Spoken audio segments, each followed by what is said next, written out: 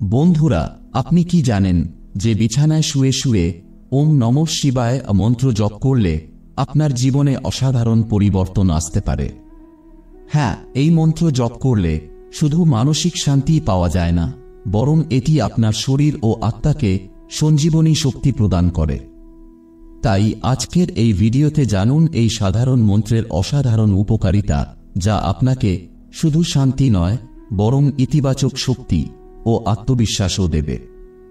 আজই এই কৌশলকে আপনার রাতের রুটিনে অন্তর্ভুক্ত করুন এবং দেখুন কিভাবে আপনার জীবনে অলৌকিক পরিবর্তন আসে। আমার প্রিয় ভক্তগণ, আজ আমরা আপনাদের বলবো যে শয্যাশায়ী অবস্থায় ভগবান শিবের পঞ্চাক্ষরী মন্ত্র ওম নমঃ শিবায় জপ করলে কি হয় এবং কি কি ঘটনা ঘটে, এই বিষয়েই আজকের ভিডিওতে আলোচনা করা হবে। সুতরাং ভক্তগণ, দয়া করে আজকের পুরো ভিডিওটি দেখুন। আর যদি আপনি আমাদের চ্যানেলে নতুন হয়ে থাকেন, তবে অবশ্যই চ্যানেলটি সাবস্ক্রাইব করুন এবং কমেন্টে লিখুন হর হর মহাদেব। তো ভক্তগণ, চলুন শুরু করি ভিডিওটি। এই মন্ত্রের জপ মাত্র 108 বার করলেই, গুরু ছাড়াই, ব্রহ্মচর্য ছাড়াই আপনি এমন কিছু পাবেন যা আপনাকে বিস্মিত করবে। এই মন্ত্র নিজেই একটি মহাশক্তিশালী মন্ত্র, এর কোনো তুলনা নেই। এই মন্ত্রের দেবতাকে মৃত্যুর দেবতাও বলা হয়, কারণ স্বয়ং মৃত্যুও যার অধীন, তিনি এই মন্ত্রের অধিষ্ঠাতা। তাঁর ইচ্ছাতেই এই সমগ্র মহাবিশ্ব পরিচালিত হয়, আর তাঁর ইচ্ছাতেই সমস্ত জীব জগতের পালন হয়। আর এই মন্ত্রের দেবতা হলেন কালদেরও কাল, মহাকাল, অর্থাৎ স্বয়ং ভগবান শিব। ভক্তগণ, ভগবান শিবের এই মন্ত্র, যার বিষয়ে আমি এখন বলবো, সেটি হল ওম নমঃ শিবায় মন্ত্র। অনেকেই এই মন্ত্রকে হালকাভাবে নেন এবং অনেকেই এই মন্ত্রের প্রকৃত মাহাত্ম্য বোঝেন না। আমিও একজন সত্যিকারের শিব ভক্ত এবং আমি নিজেও বহুবার এই মন্ত্রের জপ করেছি এবং আমি এই মন্ত্রের শক্তি ও সিদ্ধি লাভ করেছি। ভগবান শিবের কৃপায় আমার সমস্ত কাজ সহজে সফল হতে শুরু করেছে, কারণ আমি এই মন্ত্র জপ করেছি। তাই আমার অভিজ্ঞতার ভিত্তিতেই আজ আমি আপনাদের বলবো যে কিভাবে এই মন্ত্র আপনার জীবনকে পরিবর্তন করতে পারে, কিভাবে এটি আপনার শারীরিক, মানসিক ও পার্থিব জীবনে রূপান্তর নিয়ে আসে। ওম নমঃ শিবায় মন্ত্রটি 6টি অক্ষর নিয়ে গঠিত, তাই একে স্বরাক্ষরী মন্ত্র বলা হয়। যদি এই মন্ত্র থেকে ওম শব্দটি বাদ দেওয়া হয়, তবে এটি 5টি অক্ষরের হয়, যাকে পঞ্চাক্ষরী মন্ত্র বলা হয়। যে কোনো মন্ত্র জপ করার আগে যদি তার আগে ওম শব্দটি জুড়ে দেওয়া হয়, তবে সেই মন্ত্রের শক্তি বৃদ্ধি পায় এবং সেই শক্তি ব্রহ্মা, বিষ্ণু এবং শিবের সাথে যুক্ত হয়। ফলস্বরূপ এই মন্ত্রের সিদ্ধি দ্রুত লাভ হয়। তাই যে কোনো মন্ত্র ওম শব্দ যোগ করেই তার নিয়মিত জপ করা উচিত। অনেক সময় কোনো মন্ত্রের আগে ও পরে ওম যোগ করে জপ করা হয়, এতে মন্ত্রের শক্তি সুরক্ষিত থাকে। এখন কথা হলো, যদি আপনি শুয়ে শুয়ে এই ওম নমঃ শিবায়ের মন্ত্র জপ করেন, তবে আপনি কি কি পাবেন? ভক্তগণ, প্রথমে এটি জেনে রাখুন যে ভগবান শিবের এই ওম নমঃ শিবায় মন্ত্র এমন একটি মন্ত্র যা ব্রহ্মাণ্ডের শ্রেষ্ঠ মন্ত্রগুলির মধ্যে গণ্য করা হয়।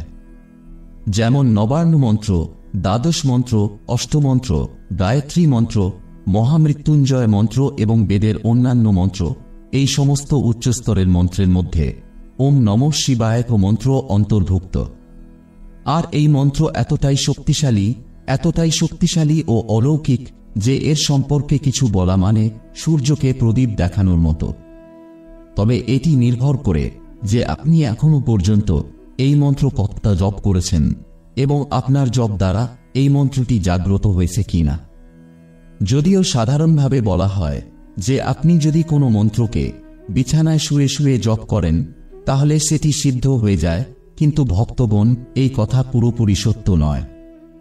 দেখুন, এই ব্রহ্মাণ্ডে যত মন্ত্র আছে, যত তন্ত্র আছে, সেগুলো সকলই ভগবান শিবের দ্বারাই উৎপত্তি করা হয়েছে।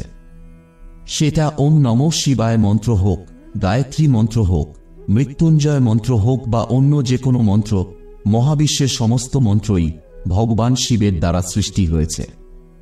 তবে এখানে এই কথাটিও বুঝে নেওয়া উচিত যে সাবর প্রকৃতির মন্ত্রগুলো ভগবান শিব দ্বারা সৃষ্ট নয়, তাই সাবর মন্ত্র অল্প কয়েকবার জপ করলেই সিদ্ধ হয়ে যায়। অন্যদিকে বৈদিক মন্ত্রের সিদ্ধি তখনই হয় যখন আমরা সেই মন্ত্রকে উৎকল করি, অর্থাৎ মন্ত্রের উপরে যে লোক বা বন্ধন থাকে তাকে সরানোর পরেই সেই মন্ত্র সিদ্ধির দিকে এগোয়। মন্ত্র উৎকলনের জন্য আমাদের শাস্ত্রে যে পদ্ধতি বলা হয়েছে তা অনুসরণ করেই মন্ত্রকে উৎকলন করতে হয়। আরেকটি উপায় হল আপনি মন্ত্রের এত বেশি জপ করুন, এত বেশি জপ করুন যে মন্ত্রের উপরে বাঁধন যেন নিজেই ভেঙে পড়ে। এতে মন্ত্র শুধু উৎকল হয় না, বরং মন্ত্র তার নিজের সিদ্ধির দিকেও অগ্রসর হয়। এমনিতেই যখন আপনার মন্ত্র সিদ্ধ হয়ে যায় তখন আপনি বহু অভিজ্ঞতা লাভ করেন, অনেক উপকার পান এবং সবচেয়ে বড় লাভ হল আপনি আপনার ইষ্টদেবতার দিব্য দর্শন লাভ করেন। দ্বিতীয় উপকার হল যখন আপনি বিছানায় শুয়ে শুয়ে জপ করেন তখন আপনার চারপাশে বা বাড়িতে যদি কোনো নেতিবাচক শক্তি থাকে তবে ইষ্টের কৃপা এবং আপনার জপের প্রভাবে সেই নেতিবাচক শক্তিও নষ্ট হয়ে যায়। ভক্তগণ ওম নমঃ শিবায় মন্ত্র জপ করলে নেতিবাচক শক্তি আমাদের থেকে দূরে থাকে এবং যখন আমাদের জীবন থেকে নেগেটিভিটি দূর হয়ে যায় তখন আমাদের সমস্ত কাজ খুব সহজেই সফল হতে শুরু করে। নেতিবাচক শক্তির প্রভাবে আমাদের বুদ্ধি সঠিক সিদ্ধান্ত নিতে পারে না, আমাদের চিন্তা ও বিশ্লেষণের শক্তি দুর্বল হয়ে যায়, যার ফলে বহু কাজে বাধা সৃষ্টি হয়। এমতাবস্থায় মন্ত্র জপের প্রভাবে ব্যক্তি নিজেকে এবং নিজের ঘরকে সুরক্ষিত রাখতে পারে।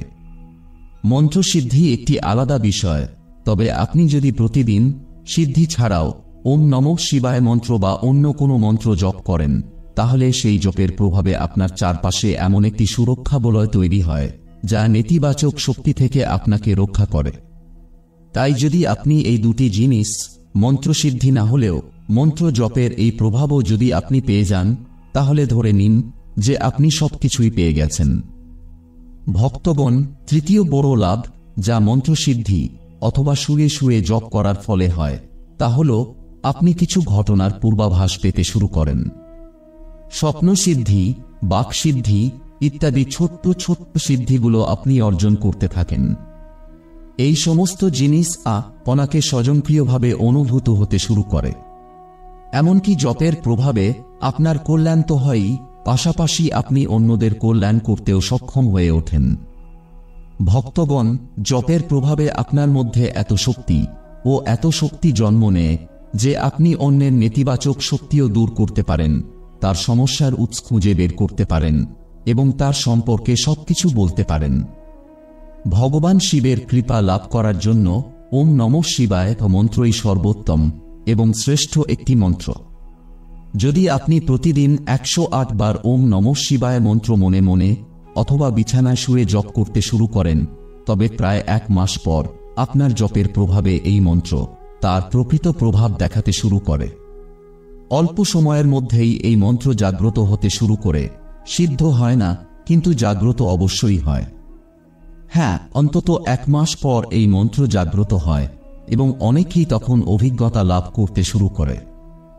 যখন এই মন্ত্র জাগ্রত হয় তখন এটি আপনার মনের খারাপ চিন্তাগুলোকে দূর করে দেয়, অর্থাৎ আপনার মনকে একাগ্র করে তোলে, যার ফলে ব্যক্তি মন্ত্রের কম্পনে নিমগ্ন হতে শুরু করে। কারণ যতক্ষণ না আপনি ভিতর থেকে শুদ্ধ হন, ভিতর থেকে পবিত্র হন, ততক্ষণ পর্যন্ত আপনি ভগবান শিবকে অনুভব করতে পারবেন না। তাই সর্বপ্রথম মন্ত্রের শক্তি আপনাকে অন্তর থেকে শুদ্ধ করে। যতক্ষণ পর্যন্ত আপনার জীবনে সমস্যা থাকবে ততক্ষণ পর্যন্ত আপনি পরমাত্মার মধ্যে মন স্থির করতে পারবেন না, মন্ত্র জপে মন স্থির করতে পারবেন না। আর যে কোনো মনোকামনাকে নিয়ে আপনি এই মন্ত্রের জপ করতে পারেন, কারণ আমাদের সকলের মনোকামনা ভিন্ন ভিন্ন হয়। কেউ ঈশ্বর প্রাপ্তি করতে চায়, কেউ সিদ্ধি পেতে চায়, কেউ আত্মজ্ঞান অর্জন করতে চায়। তাই এই মন্ত্রের জপ আপনি যখন প্রতিদিন নিয়ম মেনে করতে শুরু করেন তখন ধীরে ধীরে এই মন্ত্র আপনাকে সম্পূর্ণভাবে চৈতন্য করে তোলে, সম্পূর্ণভাবে জাগ্রত